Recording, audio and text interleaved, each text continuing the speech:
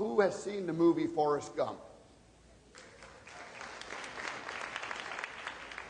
What happens at the beginning of that movie? The feather. It comes and floats, and it comes down, and it passes by all the tall trees and the church steeple, and the feather comes and lands directly at my foot. And all I did was reach down and picked it up. So this is 2009, and I'm going to try to compare these feathers, this feather, and all the feathers to opportunities. And what happened last year? The feathers stopped falling down and landing at our feet. We used to think about, gee, the feathers could come and land, and they'd sit right in our lap, and all we had to do is pick them up. And now, the feathers aren't landing anymore right down.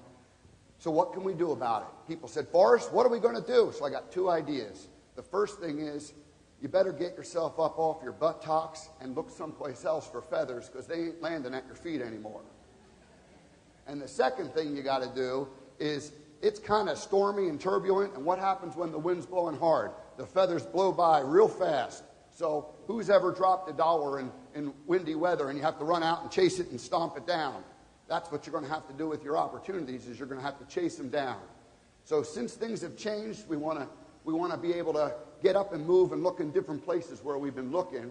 And then the other thing we want to do is we have to chase them a little bit harder. I am here to tell you the days of feathers landing right on your lap are over. So finally, people said, well, back to Greg.